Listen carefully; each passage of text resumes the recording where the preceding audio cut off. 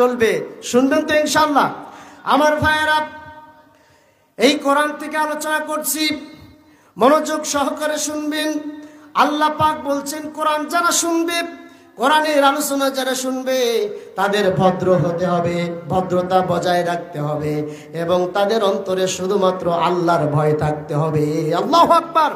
আল্লাহ অন্যত্রে বলছেন, ইয়া আইয়ুহাল্লাযীনা আমানুসবিরু ওয়াসাবিরু ওয়ারাবিতু ওয়াত্তাকুল্লাহা লাআল্লাকুম তুফলিহুন। জোরে বলি আল্লাহু আকবার।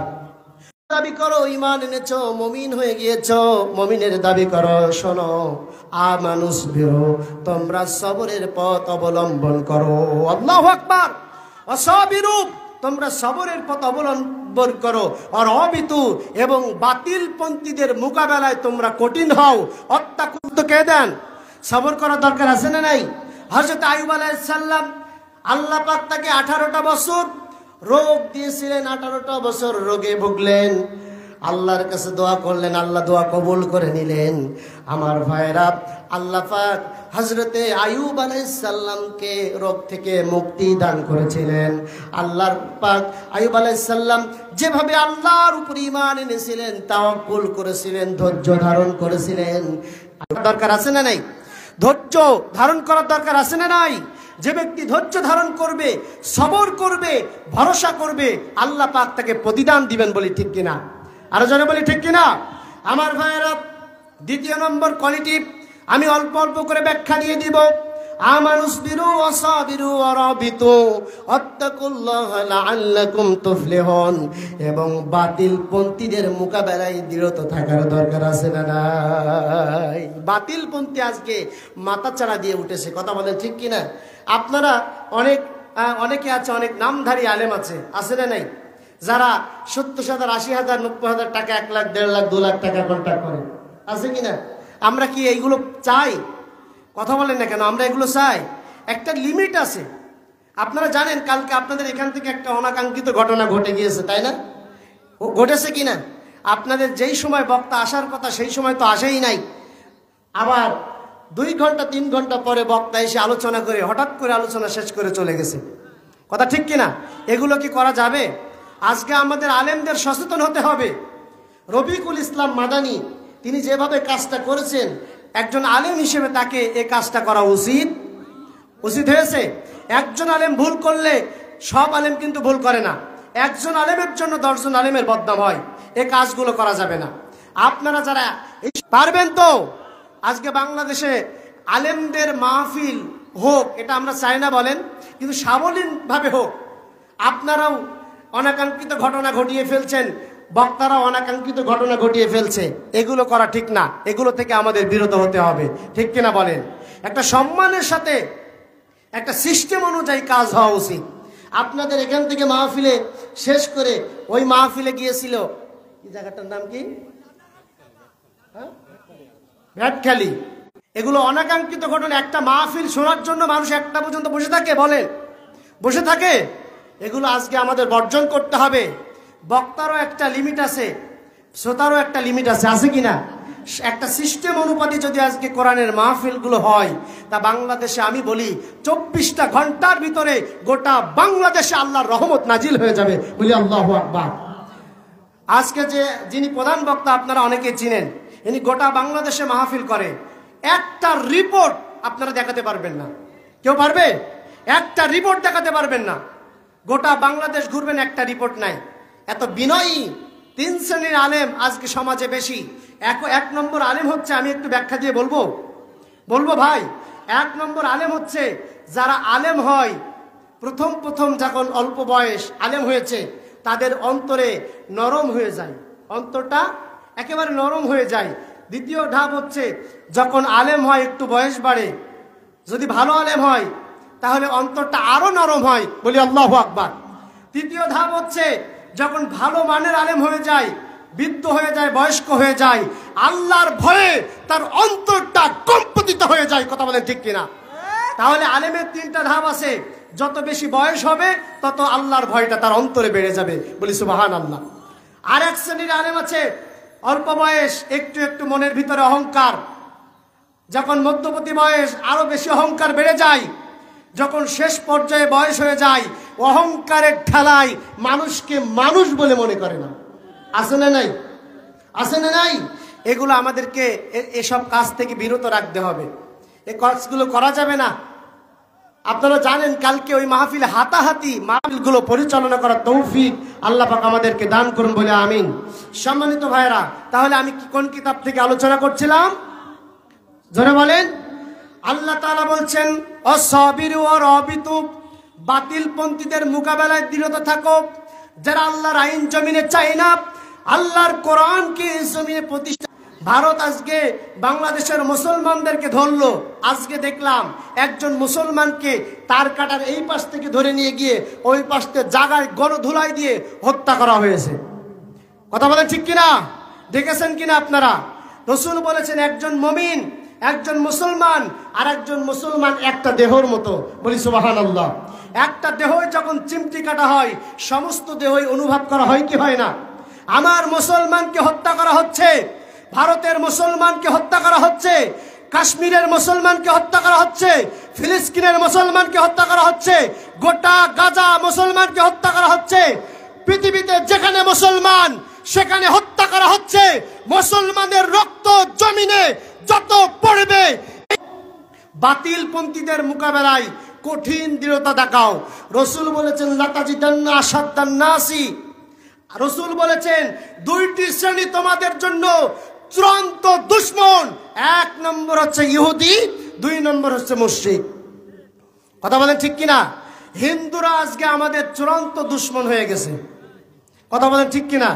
কোন হিন্দু আজকে ইসলাম পছন্দ করে না। এক হিন্দু দেখলাম, এক হিন্দু ব্রাহ্মণ, তিনি বলল যে ইসলামে যারা মৌলবী আছে তাদেরকে ধরো আর জ্যান্ত জবাই করো। নাউজুবিল্লাহ বলবেন না? বলল মুসলিমকে, ইসলামকে, কোরআনের আইনকে পৃথিবীর থেকে নিশ্চিহ্ন করতে হবে।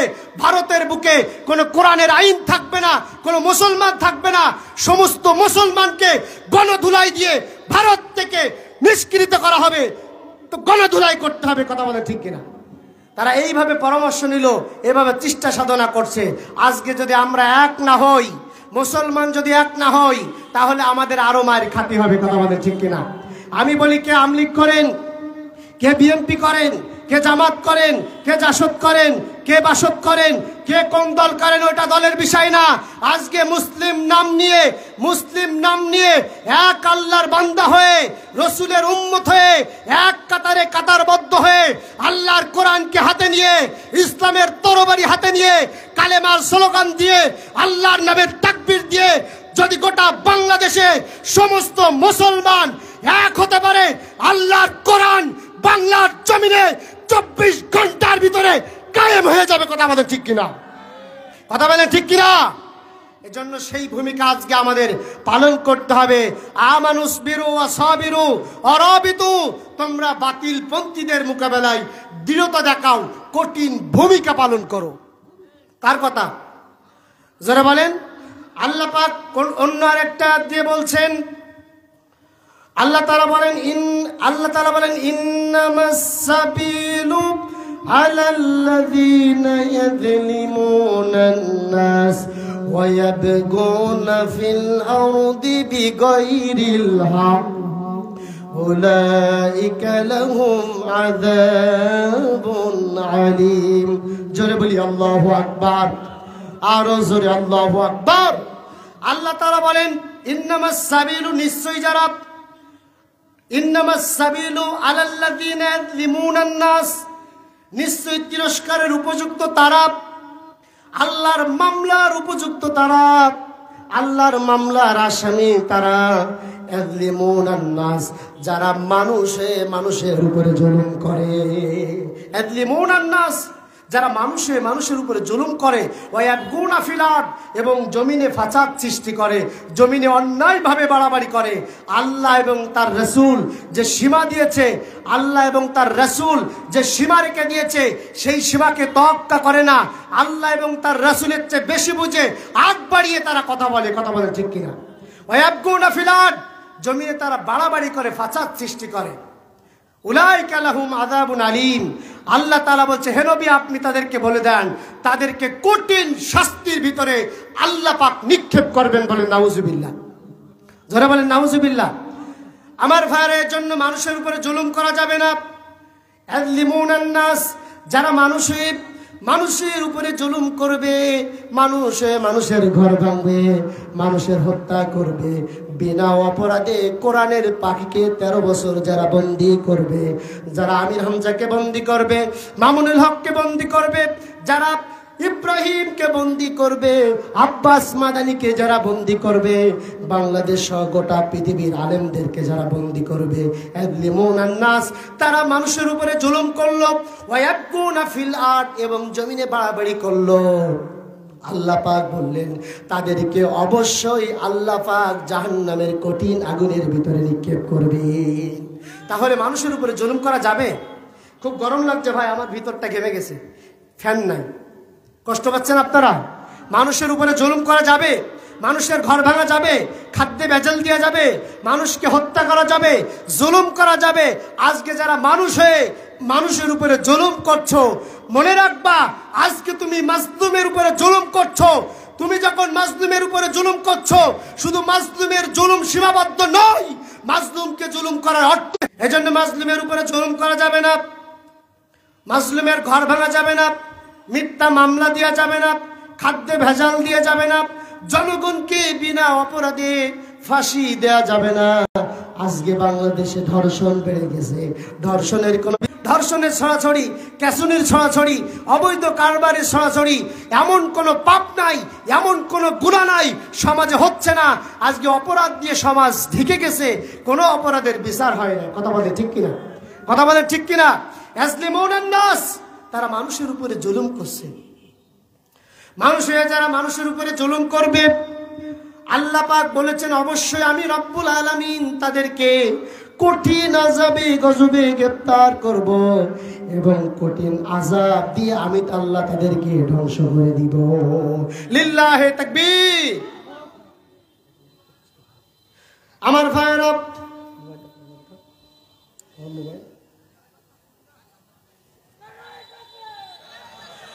প্রধান বক্তা চলে আসবে ইনশাআল্লাহ, প্রধান বক্তা চলে আসবে। আমার ভাইয়েরা, সুতরাং আমরা মাজলুমের উপরে জুলুম করব না। আল্লাহর রাসূল বলেছেন, হাদিসের ভিতরে আল্লাহ রাসূল বলেন, 3টা ব্যক্তি যদি আল্লাহর দরবারে দোয়া করে, আল্লাহর দরবারে ফরিয়াদ করে, সেই ফরিয়াদ অবশ্যই আল্লাহর দরবারে পৌঁছিয়ে যায়। আল্লাহু আকবার। 1 নম্বর, যদি কোনো মুসাফির আল্লাহর দরবারে 2টি হাত তুলে দোয়া করে, আল্লাহ পাক বলেছেন মুসাফিরের দোয়া আল্লাহ পাক কারেন্টের মতো কবুল করে নেন, বলি আল্লাহু আকবার। অথবা যদি কোনো সন্তান তার মা বাপের জন্য দোয়া করে, রাসূল বলেছেন মা বাপ যখন সন্তানের জন্য দোয়া করবে, বন্দুকের গুলি মিস হতে পারে, মা বাপের দোয়া সন্তানের জন্য কখনোই মিস হবে না। অবশ্যই সমস্ত মা বাপ তার সন্তানের জন্য দোয়া করেন। আমরা মা বাপের কাছ থেকে দোয়া নেওয়ার জন্য রাজি আছি? কে মা বাপের কাছ থেকে দোয়া নেবেন? কে একটু হাত তোলেন তো। লিল্লাহে তাকবীর, লিল্লাহে তাকবীর। মায়ের জন্য দোয়া করবেন, আব্বার জন্য দোয়া করবেন। আল্লাহ পাক দোয়া শিখিয়ে দিয়েছেন, রব্বির হামহুমা কামা রব্বায়ানি, যে হে আল্লাহ আপনি আমার পিতামাতা আমাকে যেমন ছোটকালে স্নেহের কোলে মহব্বতের কোলে লালন পালন করেছেন, রব্বি কারীম আপনি আমার পিতামাতাকে আপনার রহমতের কোলে লালন পালন করো, বলি আল্লাহু আকবার। আরো জোরে আল্লাহু আকবার। এজন্য মা বাপের জন্য দোয়া করতে হবে, মায়ের কাছ থেকে দোয়া নিতে হবে। রাসূল বলেছেন যদি কোনো সন্তান তার মার জন্য দোয়া করে, অবশ্যই মায়ের দোয়া সন্তানের জন্য কারেন্টের মতো কবুল হয়ে যায়। কাবা শরীফের ইমাম আব্দুর রহমান আস-সুদাইসের নাম শুনেছেন না? তিনাকে প্রশ্ন করা হলো যে আপনি এত বড় আলেম, কিভাবে আপনি মক্কার মসজিদের ইমাম হলেন, কিভাবে আপনি মক্কার মসজিদের এত বড় দায়িত্ব পেলেন? কাবা শরীফের ইমাম আব্দুর রহমান আস-সুদাইস তিনি বললেন, আমি ছোটকালে মায়ের সাথে কাবা ঘর তওয়াফ করার জন্য এসেছিলাম। আমার মা আমাকে ঘরের ভিতরে রেখে তারা কাবা ঘর তওয়াফ করলো, আব্বা তওয়াফ করলো, কাবা ঘর তওয়াফ করলো, মুজদালিফা তওয়াফ করলো। সমস্ত কাবা ঘরের হাজির হওয়ার জন্য, যা কিছু আদায় করার জন্য সবকিছু তারা সুন্দরভাবে আদায় করলো, সবকিছু মেনটেন করলো। মেনটেন করার পরে ঘরে এসে দেখে আমি আব্দুর রহমান নাই, আমি কাবা ঘরের সাথে লেপ্টে আছি। আমার মা আমাকে কোথায় পেল না, কাবা ঘরের কাছে পেল। কাবা ঘরের কাছে যখন পেল, আমাকে কোলে করে নিয়ে নামাজ আদায় করার পরে আল্লাহর কাছে হাত তুলে রব্বুল আলামিন বললেন, রব্বুল আলামিন, আমার আব্দুর রহমান যেমন তোমার কাবার প্রতি এত ভালোবাসা, এত মহব্বত, এত মায়া, রব্বি কারীম, আমার মায়ের দোয়ার কারণে, আব্বার দোয়ার কারণে আল্লাহ পাক আমাকে কাবা ঘরের ইমাম বানিয়ে দিয়েছেন। সুবহানাল্লাহ। কাবা ঘরের বিশিষ্ট 7টি ইমাম আছে, অধিকাংশ ইমামরা মায়ের দোয়ায় তারা কাবা ঘরের ইমাম হয়ে গিয়েছে। বলি আল্লাহু আকবার। তাহলে মায়ের দোয়া পাওয়ার দরকার আছে না নাই? কোরআনে কারীমের যেখানেই আল্লাহ পাকের বড়ত্বর কথা রয়েছে, পরে যেই পিতামাতার খেদমতের কথা রয়েছে, পিতামাতার দোয়ার বিষয়ের কথা, ওই ব্যক্তির চেহারা ধরে মিশ্রিত হয়ে যায়। আল্লাহু আকবার। তাহলে পিতামাতার কাছ থেকে দোয়া নেওয়ার দরকার আছে না নাই? জোরে বলেন, আছে না নাই?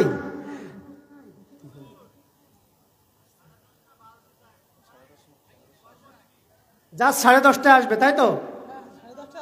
10:30টায় আসবে। আপনারা কষ্ট পাচ্ছেন? আর 5টা মিনিট শুনবেন না ইনশাআল্লাহ? আর 5টা মিনিট। লিল্লাহে তাকবীর, লিল্লাহে তাকবীর। আল হাদিসের আলো সংসদে জানো, আমার নেতা তোমার নেতা বিশ্বনবী মুস্তাফা, লিল্লাহে তাকবীর। সুতরাং আমার ভাইয়েরা, পিতামাতার কাছ থেকে দোয়া নিতে হবে।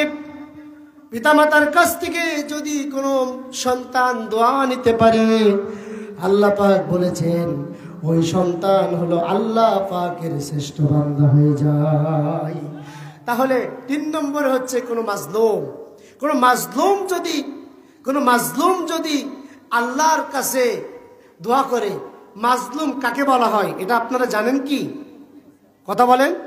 মাজলুম বলা হয় তাকে, যে ব্যক্তি অত্যাচারিত, যে ব্যক্তি নির্যাতিত, নিপীড়িত, যার উপরে জুলুম করা হয়েছে, অত্যাচার করা হয়েছে, মানবিক অত্যাচার করা হয়েছে, শারীরিক অত্যাচার করা হয়েছে, যে ব্যক্তি যার উপরে অসংখ্য জুলুম করা হয়েছে, সেই ব্যক্তিকে মাজলুম বলা হয়। আল্লামা কোরআনের পাখিকে জুলুম করা হয়েছিল কিনা বলেন? কথা বলেন, হয়েছিল কিনা? তার বিরুদ্ধে ধর্ষণের মামলা দেওয়া হয়েছিল, তার বিরুদ্ধে অসংখ্য মামলা দেওয়া হয়েছিল, তার বিরুদ্ধে ট্রাইব্যুনাল গঠন করা হয়েছিল, বিনা বিচারে তার বিরুদ্ধে ট্রাইব্যুনাল গঠন করা হয়েছে। ট্রাইব্যুনাল করে মামলা দিয়ে হামলা করে তাকে নির্যাতিত, নিপীড়িত করে, রিমান্ড করে 13টি বছর কোরআনের পাখিকে তারা বন্দী করেছিল। কথা বলে ঠিক কিনা? কথা বলে ঠিক কিনা? আজকে অসংখ্য কোরআনের পাখিরা জেলখানার ভিতরে বন্দী হয়ে আছে। আলজেরিয়ার কারাগারে আব্বাস মাদানি 32টা বছর বন্দী হয়ে আছে। কথা বলে ঠিক কিনা? রাসূল বলেছেন যারা সত্যিকারের আলেম তাদেরকে 3 জায়গায় পাওয়া যায়। কয় জায়গায়? 1 নম্বর মাটির ভিতরে, মাটির তলে, 2 নম্বর জেলখানায়, আর 3 নম্বর জিহাদের ময়দানে। আল্লাহ কবুল করুন বলে আমিন। সুতরাং মাজলুম আলেমদের উপর অত্যাচার করা হয়েছে। আজলিমুনান নাস, যারা মাজলুম তারা যদি আল্লাহর কাছে দোয়া করে, আল্লাহর কাছে মুনাজাত করে, বন্দুকের গুলি মিস হতে পারে, মাজলুমের দোয়া আল্লাহর দরবারে কখনো মিস হবে না। পড়ি আল্লাহু আকবার, পড়ি আল্লাহু আকবার। এজন্য আমার ভাইয়েরা, মাজলুম আল্লাহর কাছে দোয়া করে, দোয়া কবুল হয়ে যায়। আমরা মাজলুমদের পক্ষে থাকবো, আলেমদের পক্ষে থাকবো। যদি কোনো আলেম দোয়া করে, অবশ্যই আল্লাহ পাক আলেমের দোয়া কবুল করে নেবে। আল্লাহ পাককে সবথেকে বেশি ভয় করে কারা বলেন তো? ইন্নামা ইয়াখশাল্লাহু মিন ইবাদিহিল উলামা। আল্লাহর দৃষ্টিকোণ থেকে আল্লাহকে ভয় করে তারা সবথেকে বেশি যারা উলামায়ে কিরাম, আলেম বান্দা। বিশ্বাস হয়? এটা কার কথা? কথা বলেন। আল্লাহর কথা। সুতরাং আলেমরা আল্লাহকে বেশি ভয় করে, কিন্তু সব আলেম না, সব আলেম না। কি আসতে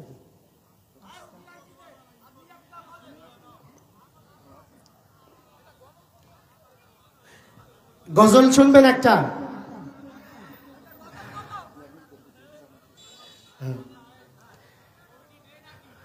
সোনালি দিনের সেই অমর খালি, আজ তোমাদের বড় প্রয়োজন।